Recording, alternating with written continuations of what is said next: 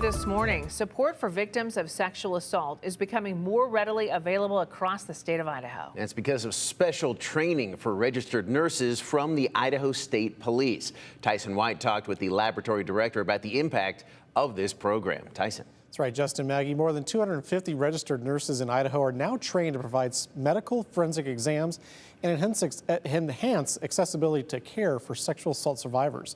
ISP's lab system director Matthew Gamet tells me the achievements in this first phase providing better care and more thorough investigations.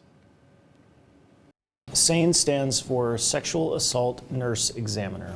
SANE nurses are specifically trained in collecting forensic evidence from survivors of sexual assault, and they provide proper care following that assault. Basic training for registered nurses and doctors is a 40-hour course. The training focuses on medical. It focuses on we need to treat them as a survivor.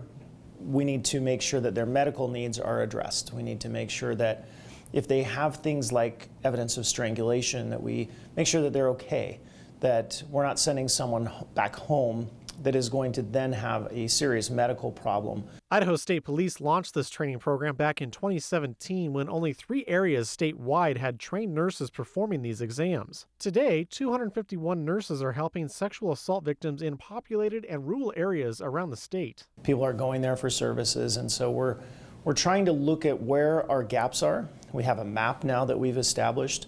So we're looking at where are the gaps in service, where do we need to train nurses, how do we partner with their local clinics, hospitals, nurses to be able to do a great job for our survivors in Idaho. Gamet says the program is working to increase the amount of trained nurses across Idaho.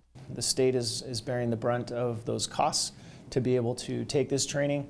And so other than just their time to be able to come to the course, we have, I believe, 12 could be increasing to 14 or 15 next year. Weeks of training. They are delivered locally, so we're going to all kinds of different communities in our state next year. It was a voluntary training option for healthcare providers in partnership with their hospital or their clinics. An unfortunate but necessary need is trained providers for children and infant victims. Gamet says they are in the development process for that training program.